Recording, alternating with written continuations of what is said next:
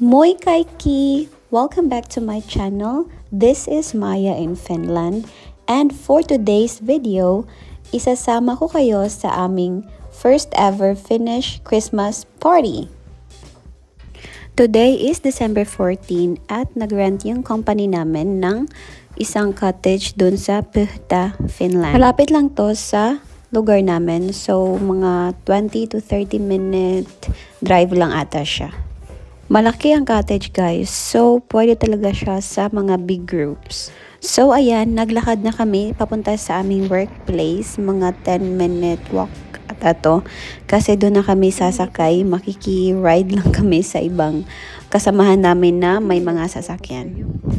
Ayan na, papunta na kami. We are so excited kasi first time talaga namin makatry ng Finnish Christmas party kasi iba kasi yung nila, culture nila dito.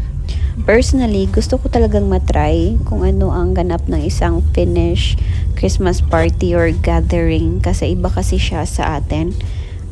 Lively tsaka bibo kasi sa atin, 'di ba, sa Pinas. Pero dito sa Finland, I think more on conversation sila and then food and also the sauna na rin.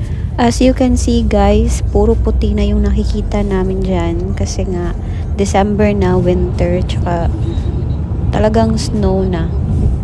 And yes, finally, nakarating na din kami sa cottage na nirentahan ng company namin.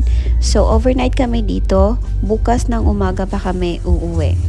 Ang tawag pala sa cottage nila dito guys ay mukki. So, very common ito sa Finnish, especially sa summer. Talagang may nagpupunta sa cottage and tsaka nag-spend ng summer vacation nila dito. At tsaka yung cottage pala dito ay malapit siya sa lake.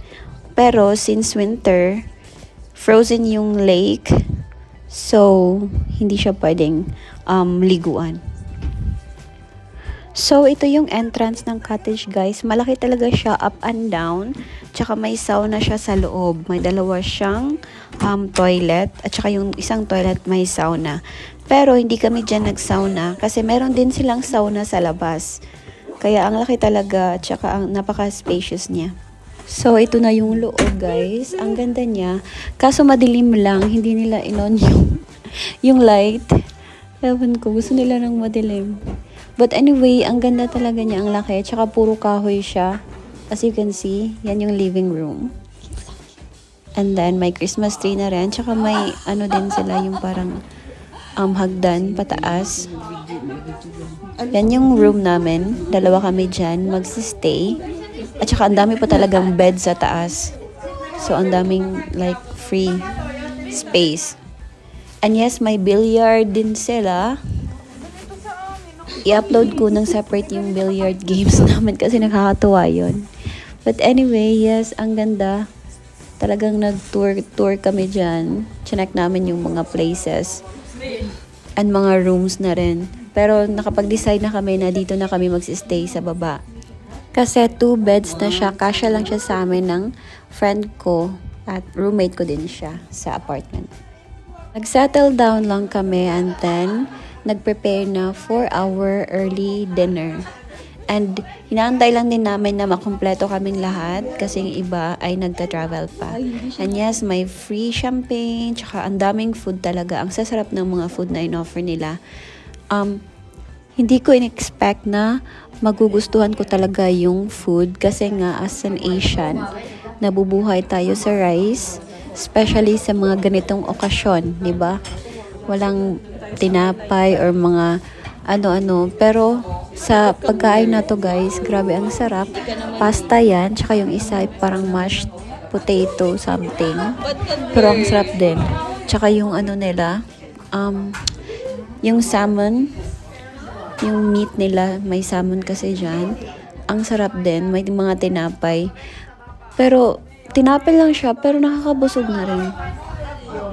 Nag-chill lang muna kami dyan while waiting for the food. And then, right after kumain na kami, hindi na ako nakapag-video kasi nakafocus na ako sa pagkain. And then, after, nagsauna kami guys, at wala talaga akong masyadong videos kasi masyado siyang madilim. And then, nagsiksikan na kami dito sa, ewan ko anong tawag nito, hot tub. Ang sarap talaga kasi ice yung ano ba, yung malamig yung surroundings mo pero napakainit ng tubig. Ang sarap magstay doon. After naming maligo, kumain ako ulit kasi nagutom na ako. At sila nagchichika-chika lang sila sa buhay. Hindi pala lahat kami overnight dito guys. May iba na umuwi sila after dinner. So parang nagstay lang sila for a couple of hours and then umuwi na din sila.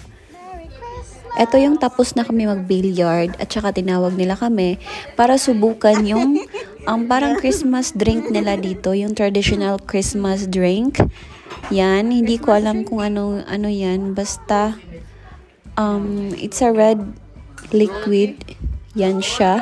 Tapos lalagyan daw yan ng, is it vodka or gin? Hindi ko na maalala. Pero hindi na namin nilagyan kasi hindi namin bet maglasing ng time na yan. Tsaka pero tinry lang namin yung parang liquid na red. Masarap din siya. Parang may familiar taste siya sa workplace namin. Hindi ko lang siya like explain ano. Kumain lang din kami and then out of the blue may nangyari guys.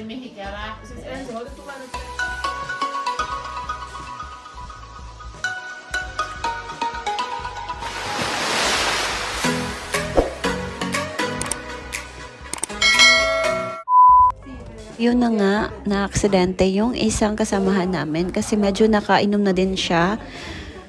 Tsaka hindi namin talaga alam yung nangyari kasi naglalaro kami ng billiard nung time na yun. Tsaka nakita lang namin na may dugo na yung mukha niya.